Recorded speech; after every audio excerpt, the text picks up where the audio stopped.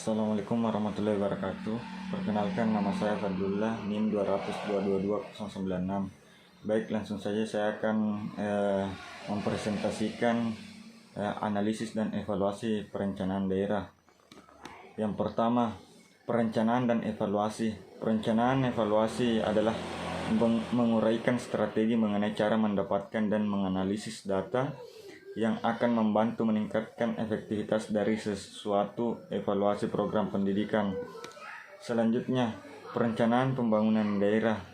Perencanaan pembangunan daerah adalah suatu proses penyusunan tahapan-tahapan kegiatan yang melibatkan berbagai unsur pemangku kepentingan di dalamnya guna pemanfaatan dan pengalokasian sumber daya yang ada di dalam rangka meningkatkan kesejahteraan sosial dalam suatu lingkungan wilayah atau daerah. Selanjutnya, tujuan evaluasi perencanaan rencana kerja pemerintah bertujuan untuk melakukan penilaian terhadap pelaksanaan proses perumusan dokumen rencana pembangunan daerah dan pelaksanaan program dan kegiatan pembangunan daerah.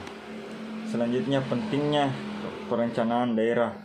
Perencanaan daerah merupakan suatu proses yang sangat penting bagi kemajuan suatu daerah. Dalam perencanaan daerah terdapat berbagai hal yang harus dipertimbangkan seperti aspek ekonomi, sosial, budaya, dan lingkungan.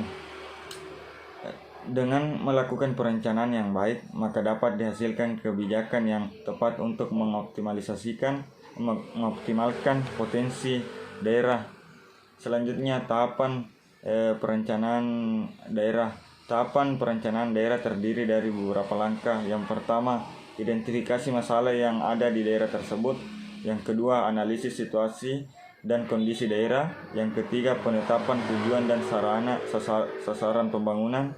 Yang keempat, identifikasi program dan kegiatan yang akan dilakukan. Yang kelima, penyusunan rencana kerja dan anggaran. Selanjutnya, analisis SWOT dalam perencanaan daerah.